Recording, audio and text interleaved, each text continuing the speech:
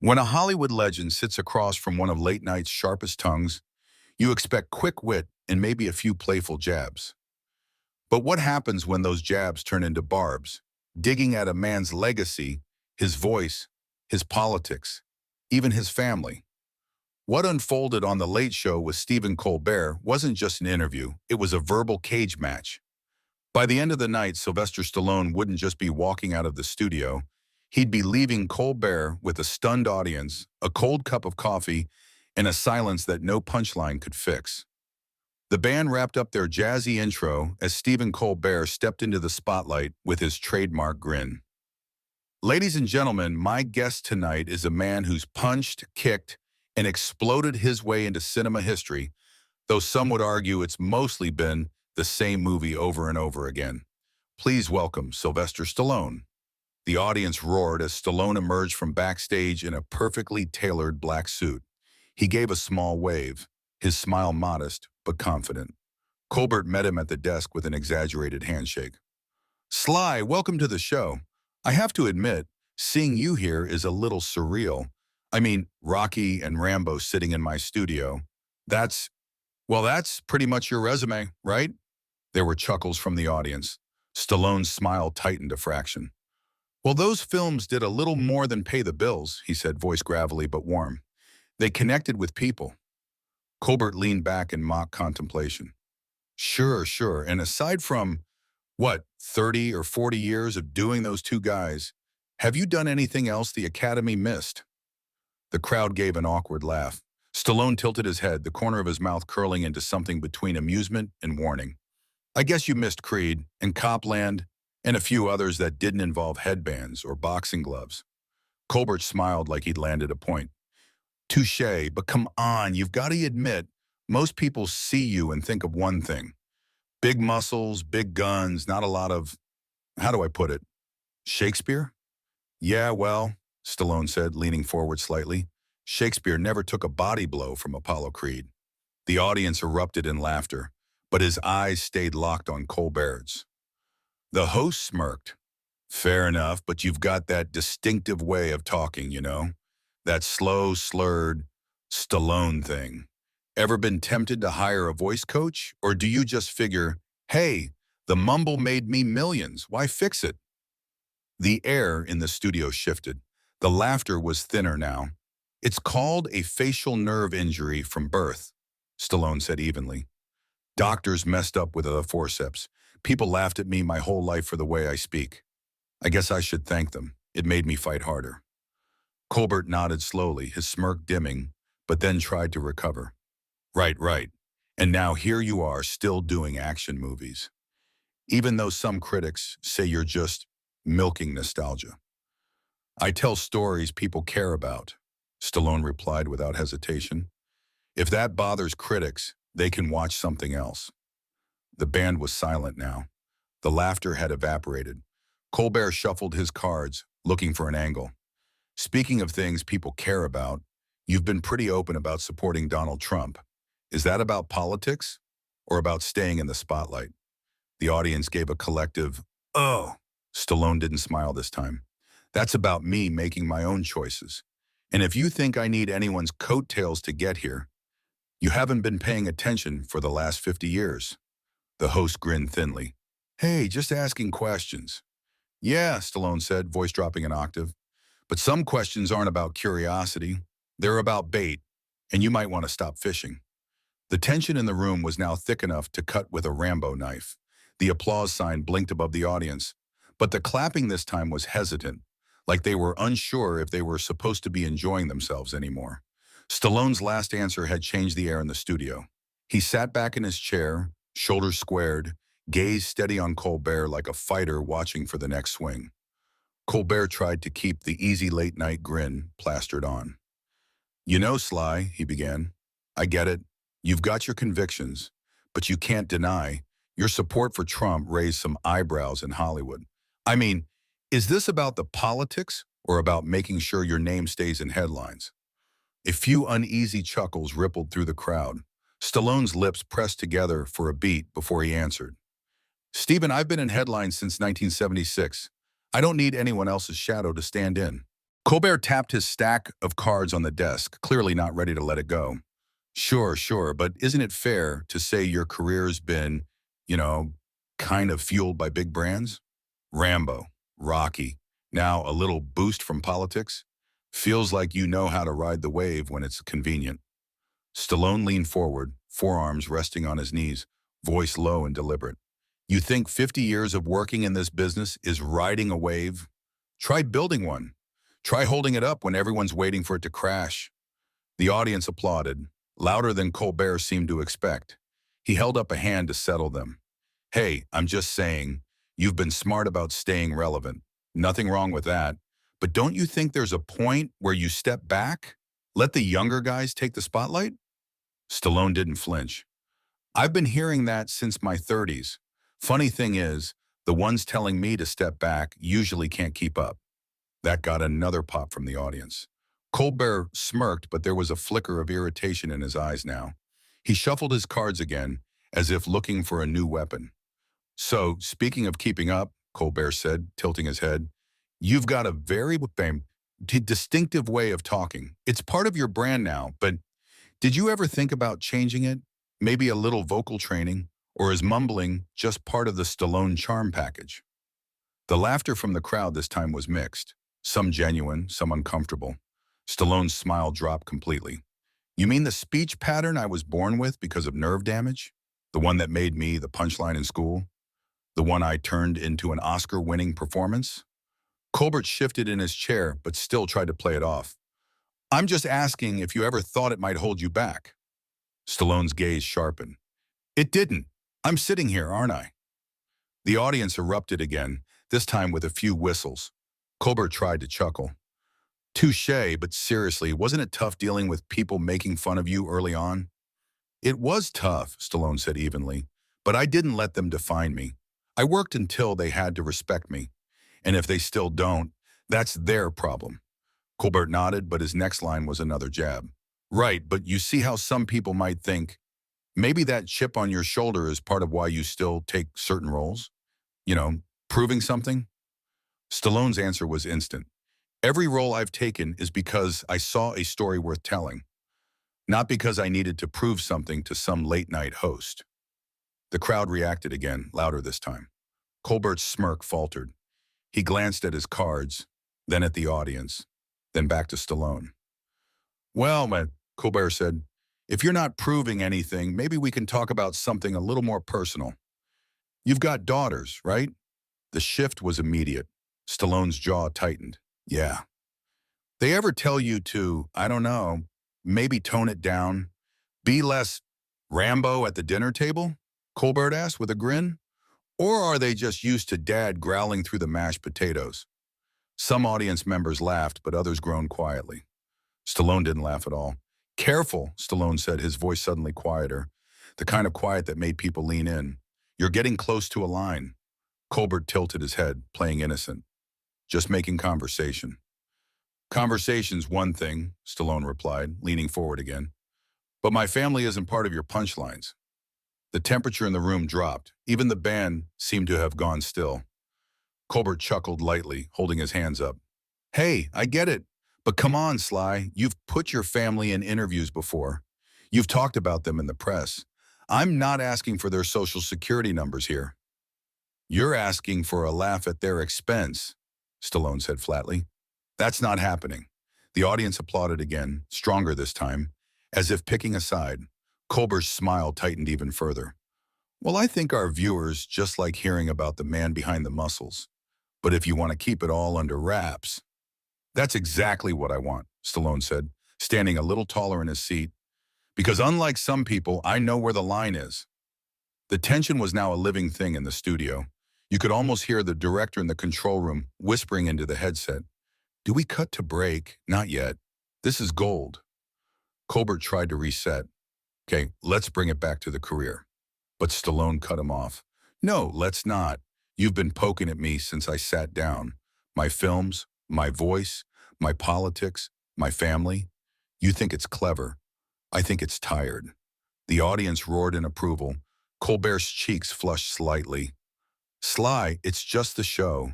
It's what we do here. Then maybe this isn't the place for me, Stallone said, voice steady but heavy with finality. The audience gasped. Colbert blinked, momentarily thrown. You're not, you're not leaving, are you? Stallone didn't answer, not yet. But the look in his eyes said it was only a matter of minutes. The tension was already thick enough to slow the air in the studio, but Colbert didn't seem willing to back down. If anything, he leaned into it, his voice adopting that half-amused, half-condescending tone he used on guests when he thought he had the upper hand. You know, Sly, Colbert said, eyes glinting under the studio lights, people admire you for your grit, your determination. But there's also this, let's call it legendary stubbornness. Is that what's happening here? You don't like the questions, so you dig in, you get defensive? Stallone didn't blink. Stephen, I've answered tough questions for decades. It's not about being defensive. It's about respect. There's a difference between asking and poking. Colbert leaned back, smiling like he'd just been given a perfect setup. But poking is fun. That's what my audience comes for. The audience's laughter was scattered. Some people were with him, others shifting in their seats. Stallone shook his head slightly, as if deciding whether this was worth continuing. He finally spoke, his voice lower now, forcing the room to lean in. Fun's one thing. Making someone a target for a laugh is another. I've taken hits in the ring and on screen, but there's a point where you're not looking for truth. You're just looking for a punchline. The crowd applauded that, and this time it was louder than before. A few people even stood momentarily. Colbert glanced toward them, his smirk faltering for just a heartbeat before snapping back into place. All right, he said, drawing the word out. Maybe we steer away from the punches and talk about your softer side. You've always played these ultra-masculine, indestructible guys.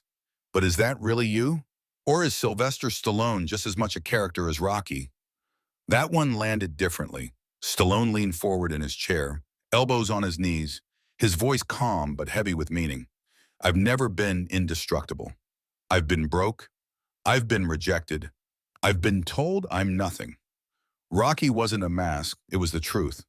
The part of me that refused to quit when everyone else said I should. The applause swelled again, but Colbert was already talking over it. So you'd say you've never played a role in public? Never thought, hey, maybe I should give them what they expect, even if it's not really me. Stallone's brow furrowed. I don't fake it. Not in the ring, not on camera, and not in this chair. Colbert gave a mock, incredulous look. So you're saying this, he gestured between them, is 100% authentic Sly Stallone? That's exactly what I'm saying, Stallone replied. His tone was flat, but the way he locked eyes with Colbert made it clear. The patience was running out. Colbert decided to push anyway. Even when it comes to politics? The crowd groaned softly, sensing the trap. Stallone let out a short breath. We've already been there, Stephen. You really want to go around again? Colbert feigned innocence. Hey, my job is to ask the questions my viewers want answered. And my job, Stallone shot back, is to decide which ones deserve answers. A loud cheer came from the audience this time, cutting through the tension. Colbert glanced toward them, clearly weighing his next move, and, disastrously, decided to double down. Okay, then maybe your family will answer for you, Colbert said, the smile on his face not reaching his eyes. Your daughters, they've been in the public eye, they've done interviews.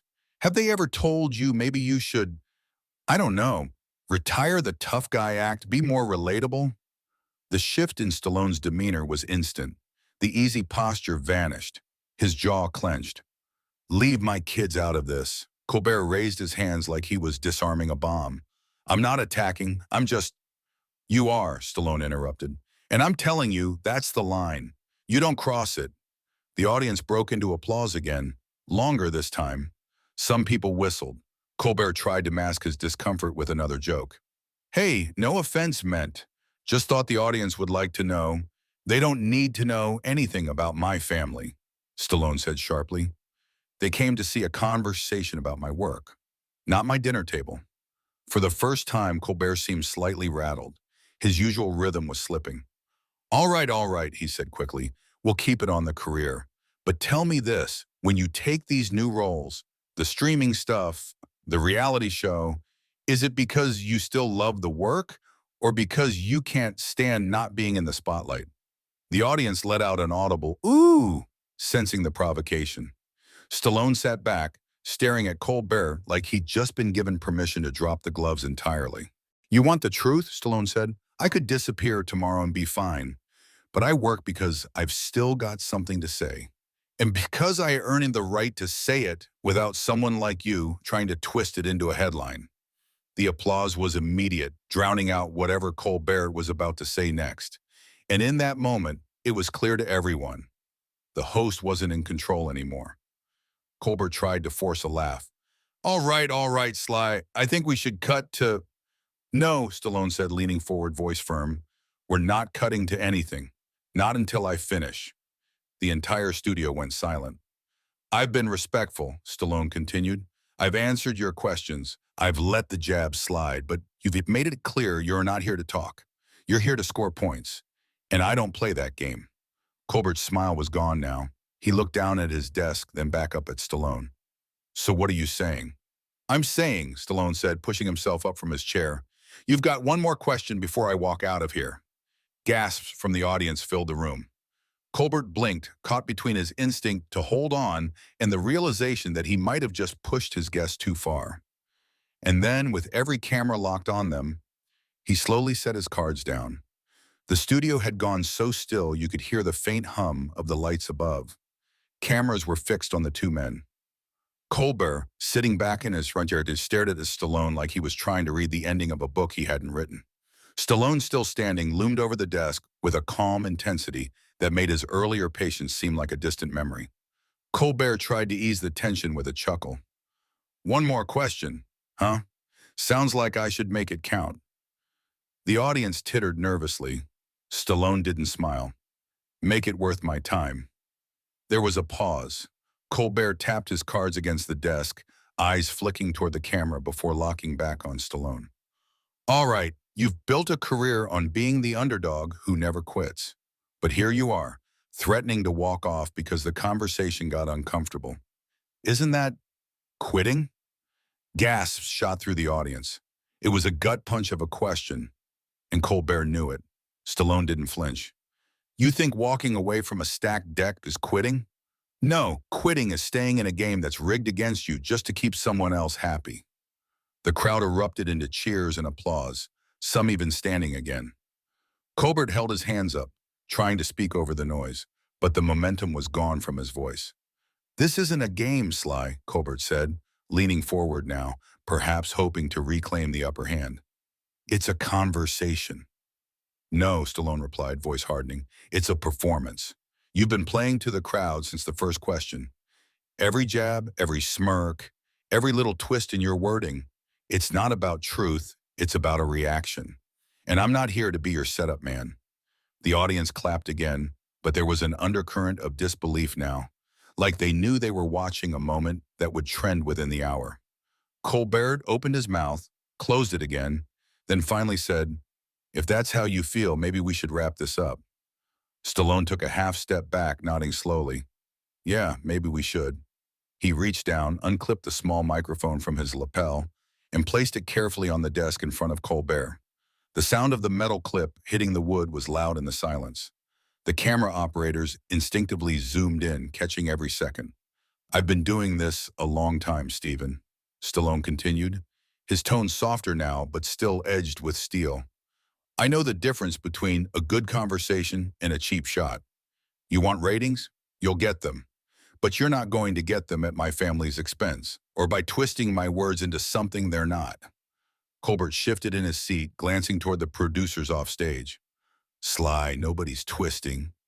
You already did, Stallone cut in, his voice sharp enough to slice through whatever Colbert had planned next. And I'm done. The crowd erupted again, this time in a mix of cheers, gasps, and murmurs. Some people clapped in solidarity, others just sat frozen. Stallone turned toward the audience, giving them a small, appreciative nod. Then, without another glance at Colbert, he stepped away from the desk. As he passed the first row, a woman reached out to shake his hand. He clasped it briefly, smiling faintly, before moving toward the side exit of the stage. The cameras tracked him, catching the way the studio doors swung open, spilling in the harsh white light from the hallway beyond. Colbert tried to regain control. Well, ladies and gentlemen, Sylvester Stallone, everyone, give him a hand. The applause that followed was awkward, scattered. It wasn't for him. Backstage, producers scrambled to figure out what to do next. The segment was blown, the scheduled banter gone. Colbert shuffled his cards again, looking like a man who'd been dealt a hand he couldn't play. "We'll be right back," he said quickly, forcing a smile as the show cut to commercial. But in the audience, and in millions of living rooms that would later see the clip, the moment was already locked in memory. Stallone walking out, head high, while Colbert sat in silence, his smirk gone for good. And just like that, Sylvester Stallone walked off The Late Show, leaving Stephen Colbert with nothing but silence and a whole lot of questions. But now we want to hear from you. Who was in the right here, Stallone or Colbert? Drop your thoughts in the comments below because this one is going to keep people talking. If you enjoyed this story and want more dramatic moments from the world of celebrity interviews, make sure to hit that like button, subscribe to the channel, and ring the bell so you never miss an upload. Your support keeps these stories coming, and trust me, the next one is going to be even bigger.